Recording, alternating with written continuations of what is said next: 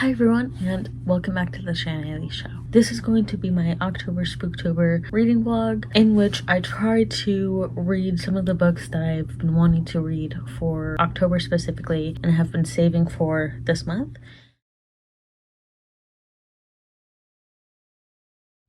In this video, I'm going to be focusing on 3 books specifically, the first one being Immortal Longings by Gong. Now, this one isn't necessarily for Spooktober specifically or October specifically, but I did start reading it and I want to try to get this one read and finished before I add too many books to my currently reading pile. For October books within this video, I'm going to be focusing on 2 books specifically, and then depending on when I finish them, I may be able to start another October Spooktober read during this video. The first book that I want to focus on is Scarred by Emily McIntire. This is the second installment of the Never After novels series, and this book is a contemporary dark romance inspired by The Lion King. It is dark romance, so there is spice and there are darker romantic themes and just darker themes in general. And then the second book I will be focusing on in this video is Vampires of El Norte by Isabel Cañas. This one is a historical romance, historical fiction book set in the 19th century, in the 1840s specifically,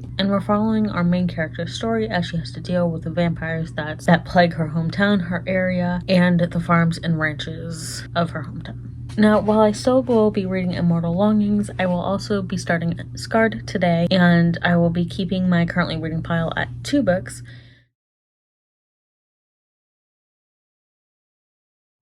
Sorry I haven't updated with any reading yet. It will be my next little update. I received a package today, so let's open it. I'm going to do it slightly off camera.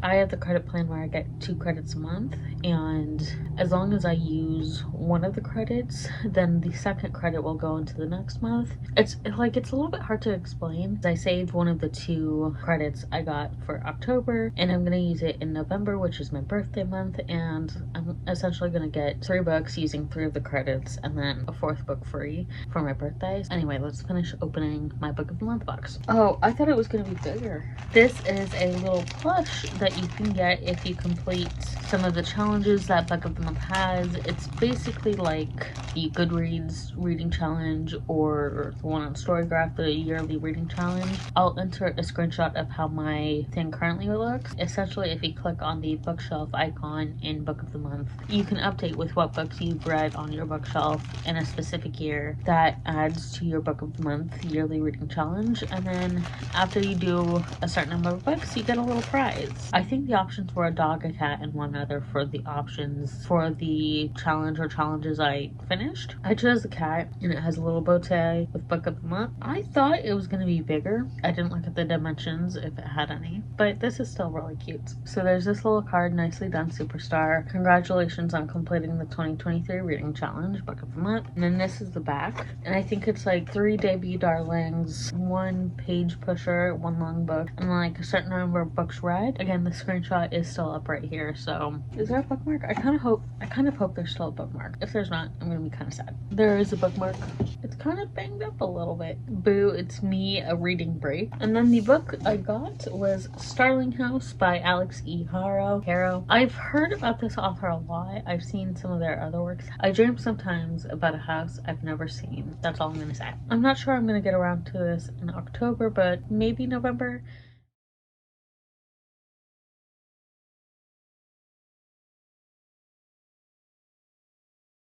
Hi everyone, it's been a while since I've updated. I haven't really done any updates for the actual reading progress yet. It's been a while since I've recorded for this video, between my book of the month recording, the opening of that box, and this video. Part of it was because I kind of forgot I was doing this video, and also part of it was because I haven't been doing a lot of reading, because like I mentioned in my 10 tips and tricks for getting out of reading funk or reading slump video, which is linked down below in the description, as I said in that that video, I've been in this weird reading slump where I'm reading very slowly, but I have done some reading. I'm gonna start off with Immortal Longings by Chloe Gong. I got maybe 30 to 40% of the way through this at most, and then I decided to DNF it because I wasn't really getting into it. I wasn't as invested as I wanted to be in this book. It does have a really good premise and a really good introduction to stuff. It just, there's a part of me that wants to just chalk it up to my reading funk, but there's also a part of me that doesn't know if I should just fully chalk it up to that. Just because when I read These Violent Delights duology, I enjoyed it, but it wasn't my favorite really. So it's not necessarily a surprise that this book is kind of on track with the other two, where it's like, okay, yes, I understand why people might like it or why people do like it. I am sort of liking it, but I'm not invested in it. So since I've started this video, I've read the prologue and the first two chapters of Scarred by Emily McIntire. I'm kind of hoping that this tracks the way that Hooked did, where like I kind of started off slowly, but once I started reading it, I like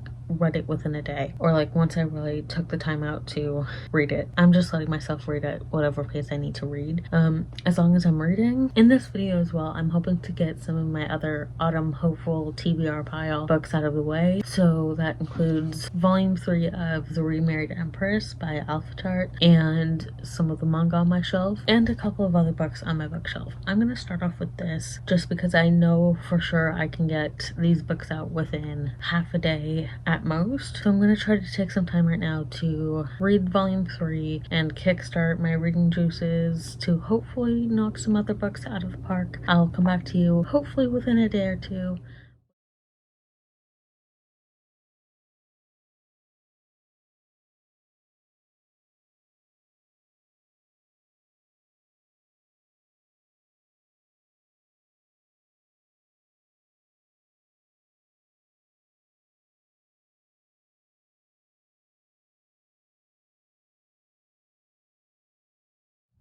Update time, because I have a couple of things to update, thankfully. To start off with one of the main books of this video, Scarred by Emily McIntire. I'm not that much further into it. I think the last time I updated, I was about to start chapter 3 maybe, and I've read 2 more chapters since then. So I'm not that much further, but I have made some progress. I'm hoping to make some more progress throughout this week. I am liking it so far. I'm just waiting for some more of my reading juju to kick in and really kickstart me back into reading this and binge reading a little bit more. When I last updated you saying that I would be setting aside time to read some of the Remarried Empress volume 3, I did actually do that after I did a little bit of crocheting and crochet prep. I did read volume 3 and I'm really liking this story. I may turn to webtoon if I can't get my hands on volume 4 soon. I've just been struggling with like reading on my phone or reading on an electronic of some kind, and recently I've been needing to read physical books, but that's my update for The Remarried Empress. And then InuYasha, I have read the first volume, the first scroll. In this Viz Media Big Omnibus Edition, volume 1 is referred to as The Accursed Youth, but I think in the original, maybe not the original publication, the individual manga volumes, it's called Traveling Back in Time or something along those lines. But I've read volume 1 and I'm gonna read volume 2 hopefully today or sometime by the end of this week. It is currently Wednesday the 18th, so hopefully I can get at least volume 2 read sometime this week, and maybe this finished up sometime this week as well. That's my reading update so far. Whether or not I'll actually get to Vampire Isabel Norte, I really want to within this video at least start it. I'm really not pressuring myself to read. I'm just trying to read. I know I said Vampire Isabel Norte was the plan for this video, but I'm just trying to let myself read what I'm in the mood for and what I feel like I can read. Because of the reading funk that I'm in, where I can still read, but not at my usual pacing or not the stuff I really want to read, I just need to let myself read what I feel like I can read and what I'm feeling gravitated to in the moment. And that's what's going on right now. So here we are.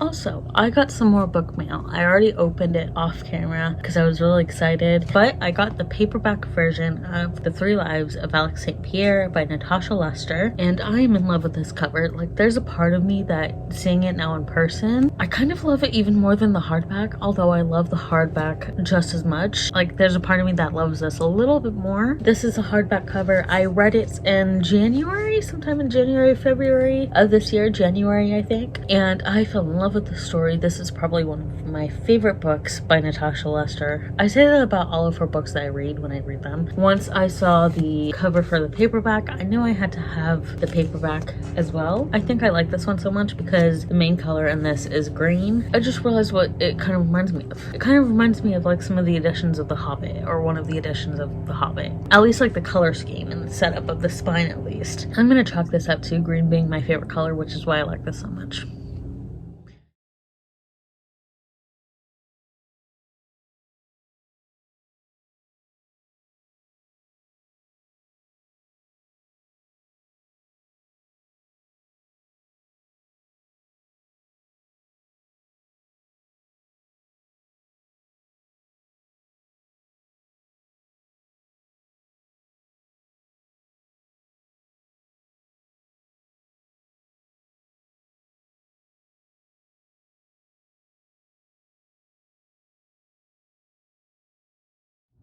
So this is the third and final update of this video, and I made it through. Final update for Scarred. I did finish it. I didn't do as many post-its as I did for Hooked, but as I thought, once I really started reading it and getting into it, I did enjoy it more. Again, warning, this is a spicy, dark romance book, so just be aware of that before going into this book, and if you really need, look at trigger warnings for this book on the author's website, which I will link down below in the description. I think I enjoyed this one a little bit more than Hooked. I think mainly because it was the second book in the series. Even though this is a series of standalones, I still like the overarching series of Never After novels of the villain getting the girl and not being a redemption arc. And I think this had the benefit of being a second book because it seemed like the author had a little bit of an easier time fleshing out certain plot lines and kind of making the ending fit a little bit better. With Hooked, the ending for that book, for Hook and Wendy, did fit, but at the same time I can see where people might complain that it's like a happily ever after ending, which again, kind of simpler here, in HEA for the villain without it being a redemption arc. But as I said, this benefits from being the second book of the series within that premise. Next up, I did finish all 3 volumes within this first omnibus VizBig edition of InuYasha. I have kept calling it omnibus edition in this video, although technically for the InuYasha they are known as VizBig. I'm gonna keep calling it omnibus because that's what it is. I did really enjoy it, but it's mainly because I've watched the anime on repeat and I've enjoyed the anime, so there were parts that I was skimming, and then I ended up looking up reviews for this and then the individual manga volumes. There were people who were giving it 1 or 2 stars, sometimes 3 stars, saying that a lot of the people giving it 4 or 5 stars are people with nostalgia, and it's like, okay, I can see where you're coming from, but at the same time it's like, it's one of those things for me at least where if something was adapted from a book or a manga in this case, if you're watching the adaptation first and then you read the book or books or manga it's based off of, then yes, you're gonna enjoy the manga too, or the books, you know, you're gonna enjoy reading it as well. So on the one hand, I understood some of those complaints where it's like, yes, I can see why people started reading it out of nostalgia, but that's probably not the sole purpose why they gave it 4 or 5 stars. Anyway, I think I gave it 5 stars, maybe 4. I think I gave the individual volumes like 4 or 5 stars, and then this as a whole, like again, 4 to 5 stars. Lastly, at the end of this video, and during this last week before Halloween, I have started Vampires of El Norte by Isabel Cañas, and I'm about to start chapter 2. It is really interesting. I just was too tired to read past chapter 1. The final day that I'm filming this is Wednesday, October 25th, and I'm hoping to kind of bang this out over the weekend, October 27th, 8th, and 29th, before Halloween. It does have a really interesting premise, and I did enjoy the little bit that I did read the other night, so I started it. That was the point of this video. I hope you all enjoyed this video. If you have any Spooktober, Folly, Autumn-y books you'd like to recommend, please do so in the comments, and I'll see you all in my next video.